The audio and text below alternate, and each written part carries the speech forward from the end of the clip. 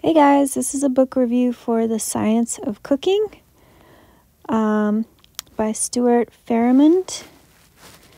This is a really cool cookbook for people who are interested in science. So I've never seen a cookbook like this before where it's answering a lot of culinary questions down to like the molecular level of like, why did things get soft? Why did they rise? Things like that.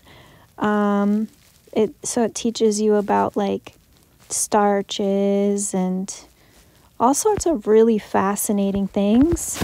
Yeah, so definitely if you're like, oh, this was a cool one of like how that area there was like about blueberries when they're frozen, cooking apples and eating apples, how their molecules look different, and the pectin in them. And then the blueberries here is like the cell structure when they're fresh, frozen, and then thawed. Super fascinating, right? So just tons of stuff like that in here about all sorts of types of food. We have like the bacteria and the cultures. Yeah, fascinating, super fascinating. So it's great for science nerds, of course, which is like me. I'm into that stuff.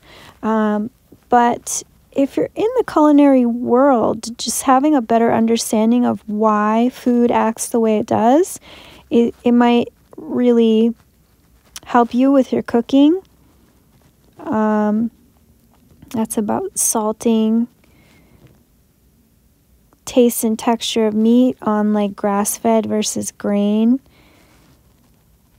Yeah, really interesting. I'm getting lost in the pages. Like, see the marbling on the fat there and stuff. So this is a great guide for like deep dive into food on a cellular level.